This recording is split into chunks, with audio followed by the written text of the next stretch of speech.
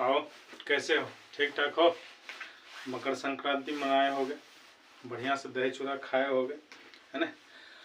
चलो हाँ, शुरू करते हैं। फिर तैयारी में लग जाओ। अब कम समय है, सिर्फ 1 महीना बचा हुआ है एग्जाम का, ठीक है? आओ शुरू करते हैं। क्या है पहला क्वेश्चन?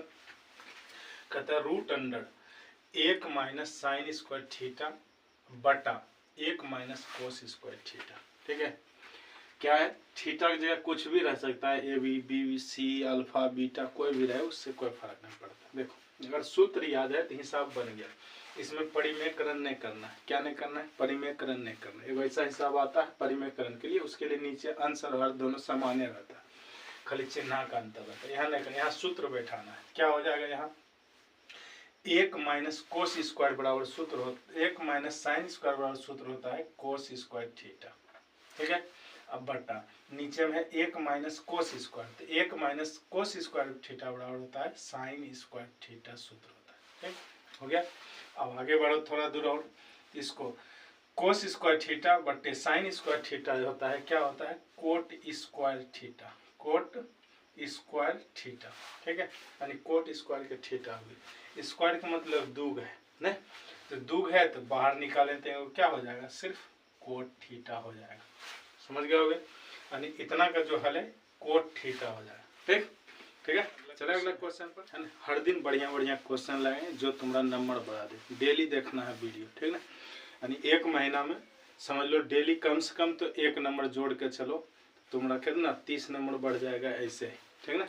अगर 30 आता है तो 60 आएगा, 60 आता है तो 90 आएगा, 90 आएगा तो नहीं सोचना कि 120 हो जाएगा, क्या है कि 100 नंबर के क्वेश्चन आंसर होता है। ठीक, ऐसा नहीं कि 30 नंबर बोले तो तुम 90 जोड़ लेना कि 120 नंबर कैसे आएगा मेरा, है ना?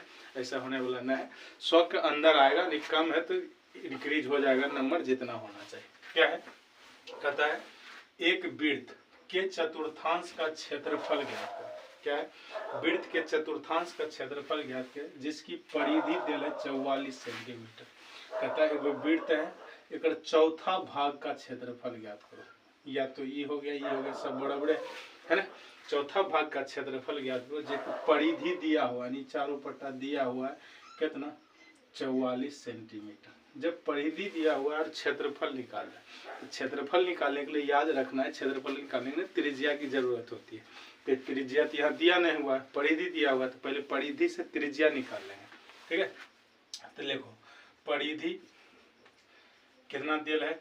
44 सेंटीमीटर। ठीक है, और परिधि बराबर सूत्र क्या होता है? 2 पाई आर। ठीक, और इसका मान दिया है कितना? 44। 2 पाई का मान 22/7 गुना आर बराबर में 44। देखो 22 गुना 2 44, इधर 44, ऊपर वाला कट जाएगा, बचेगा कितना? आर बट्टा 7 बराबर में कुछ नहीं तो 1 है। 1/1 लिख दो, क्या हो जाएगा? कोना कोनी गुना 1 है, कोना कोनी गुना तो 1 गुना आर हो जाएगा, 7 गुना 1 7 हो जाएगा। ठीक है, त्रिज्या निकल गया। हमको निकालना है वृत्त के चतुर्थांश का क्षेत्रफल। ठीक है, तब लिखना है वृत्त के चतुर्थांश, चतुर्थांश का क्षेत्रफल क्या होगा? पूरा वृत्त का क्षेत्रफल होता है पाई आर स्क्वायर, और चौथा भाग, चतुर्थांश मतलब चौथा भाग निकालना है, तो 4 से भाग देंगे, क्या हो जाएगा? पाई आर स्क्वायर बटा 4 लिख लो। हो गया? बेटा भी पाई का मान 22/7, 4 गुना में है, आर का मान कितना निकाले? 7 नहीं निकाले तो 2 बार लिख दो, 7 गुना 7। ठीक है, स्क्वायर है तो हो गया। एगो 7 से एगो 7 कट जाएगा, 2 से 2 बार में, 2 से 11 बार। ठीक है, कट गया, बचा कितना? 11 गुना 7 बटा में 2, ये हो जाएगा 77/2। ठीक ना, सेंटीमीटर स्क्वायर। हो सकता है दशमलव में होगा तो दशमलव में आंसर ले आना है। 3 बार में, फिर कितना बार में? 17 हो जाएगा, 8 बार में, 0.5 बार में। ठीक है, यानी 38.5 होगा या 77/2 होगा। समझ गया होगा? वृत्त के चतुर्थांश क्या हो जाता है? क्षेत्रफल पाई आर स्क्वायर बटा 4। देख लो, इससे घबराना है क्या? टेन स्क्वायर 36 डिग्री बटा कोस स्क्वायर 45 डिग्री का मान निकाला। 45 कहते हैं 54 डिग्री। ठीक है ना? क्या हो जाएगा? टेन स्क्वायर 36 डिग्री बटा कोट स्क्वायर 54 डिग्री का मान क्या होगा? इसका समझ लेना हमेशा एक होता है। कब? है ना? जब ये दोनों जो डिग्री दिया हुआ है इसका जोड़ के कितना होना चाहिए, 90 डिग्री होना चाहिए। और उल्टा वाला होना चाहिए, क्या होना चाहिए, उल्टा वाला। ऊपर टेन है तो नीचे कोट होना चाहिए, चाहे कोट है तो टेन होना चाहिए, साइन है तो कोस होना चाहिए, सेक है तो कोसेक होना चाहिए। ठीक, सेट होना चाहिए, क्या होना चाहिए, साइन रहेगा तो इसके साथ रहना चाहिए कोस। ठीक, उसके बाद टेन रहेगा तो इसके रहना चाहिए कोट। ठीक, सेक रहेगा तो रखना चाहिए कोसेक। ठीक, ये होना चाहिए, उल्टा पुल्टा होना चाहिए। और जोड़ के डिग्री जो है 90 डिग्री होना चाहिए, तब एक होगा। ठीक, हमेशा याद रखना। आओ ये हुआ रटा रटा ये बात की एक मार देना है ना। अब आओ कैसे करते हैं उसको पहले सीखो। क्या है ये, पहले तो उतार लो, 10 स्क्वायर 36 डिग्री बटा में 10 स्क्वायर कितना है, नहीं सॉरी कोट स्क्वायर है, कोट स्क्वायर 54 डिग्री है ना। चेंज करते हैं, क्या हो जाएगा, 10 स्क्वायर है ना 90 माइनस 54 लिखेंगे तो 36 हो जाएगा, 90 में 54 घटाएंगे 36 हो जाएगा, बटा में कोट स्क्वायर 54 डिग्री। ठीक है, अब यहाँ सूत्र याद होगा, 10 90 माइनस थीटा क्या होता है, कोट थीटा होता है।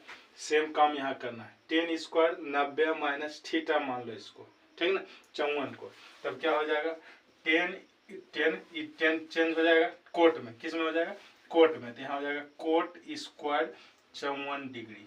और नीचे में दे ले है पहले से, नहीं दे ले, कोट स्क्वायर 54 डिग्री। देखो काट दिए, कितना बड़ी में, एक बारी में कट गया। ठीक है, समझ गए हो। कोई भी चेंज करना है, जब भी देखना है, क्या देखना है, ये उल्टा होना चाहिए, साइन है तो कोस होना चाहिए, 10 है तो कोट होना चाहिए, सेक है तो कोसेक होना चाहिए, या इधर से होना चाहिए, कोस है तो साइन, कोट है तो 10, कोसेक है तो सेक होना चाहिए। और ये जो दोनों डिग्री दिया हुआ है ये दोनों जोड़ के 90 पुरना चाहिए हमेशा, तब होगा, तब क्या होगा, हमेशा एक आंसर होगा। ठीक ना, ऐसे अगर याद नहीं है तो ऐसे करके बनाओ, चेंज करके। ठीक है, समझ गया।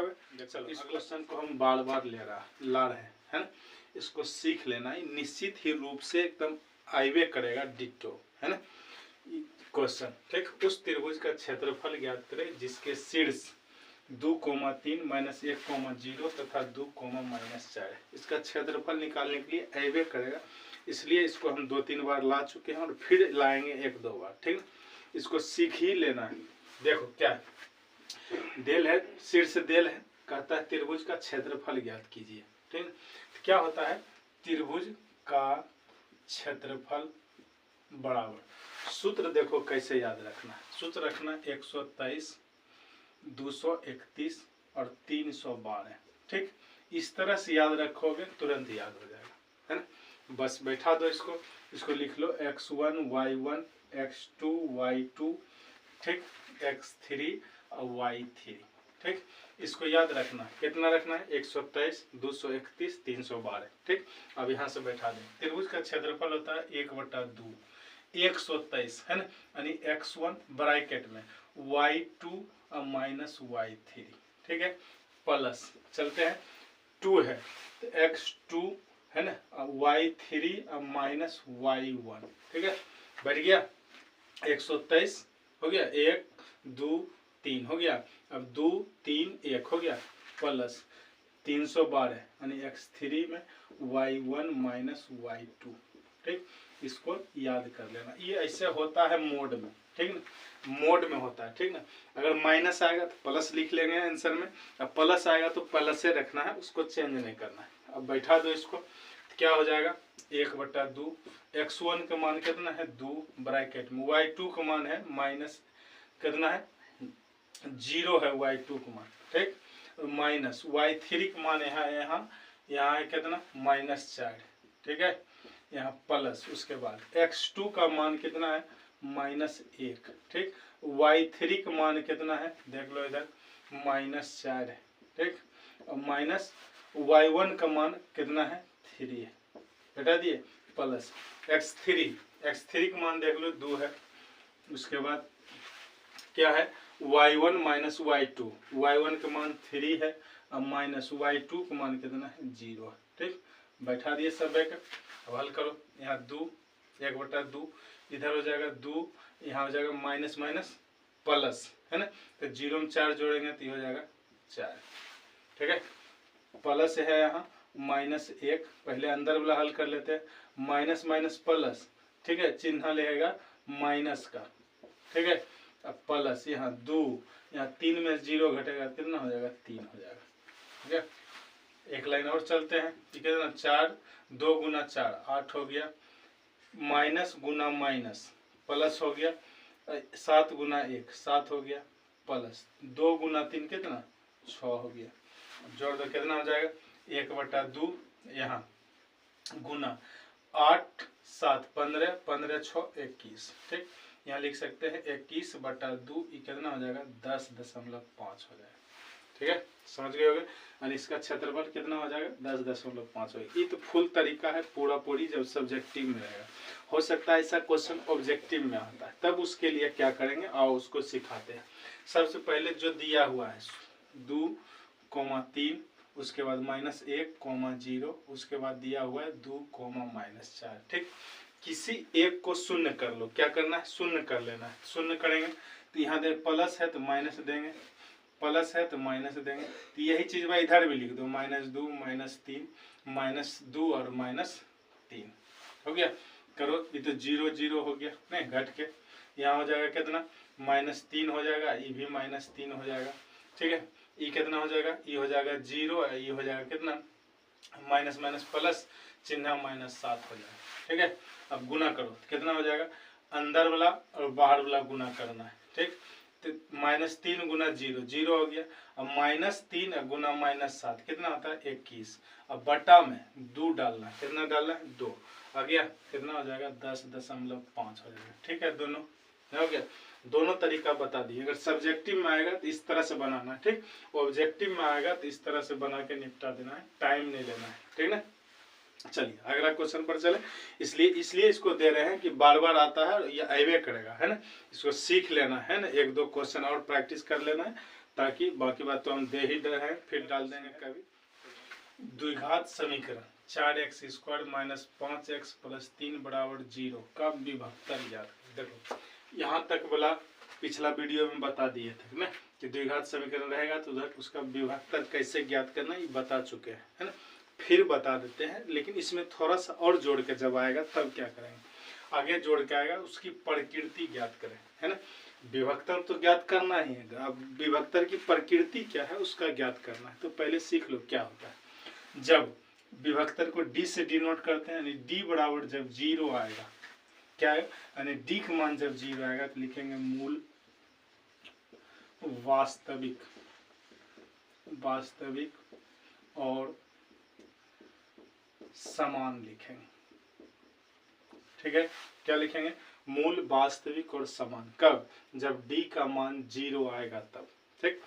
अब लिखेंगे d का मान जब 0 से बड़ा आएगा, क्या आएगा 0 से बड़ा आएगा, यानी 0 से बड़ा, मान लो 2 4 5 6 7 8 कुछ हो जाए, है ना।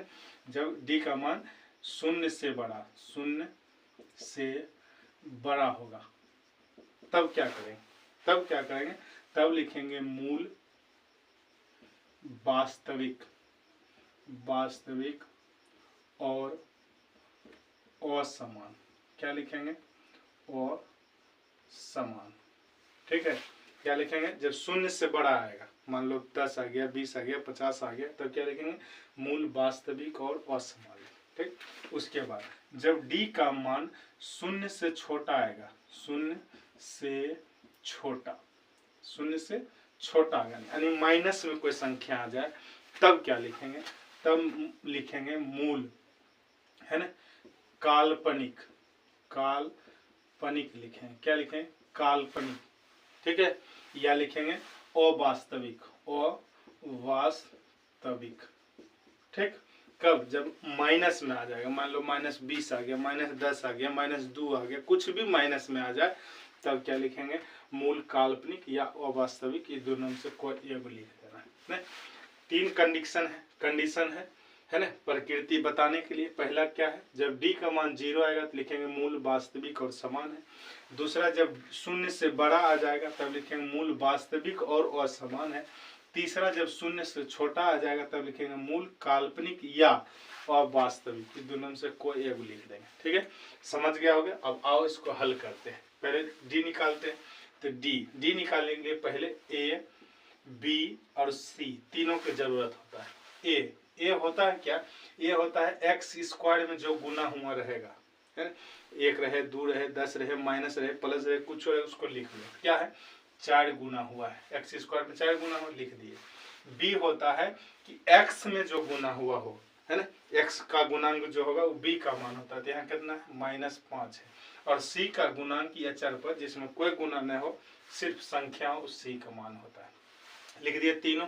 अब बैठाओ, डी बराबर सूत्र होता है बी स्क्वायर माइनस 4ac। ठीक, बैठा तो बी स्क्वायर, बी यानी -5 का स्क्वायर, -4, एक मान है 4 और सी का मान है 3। हो गया।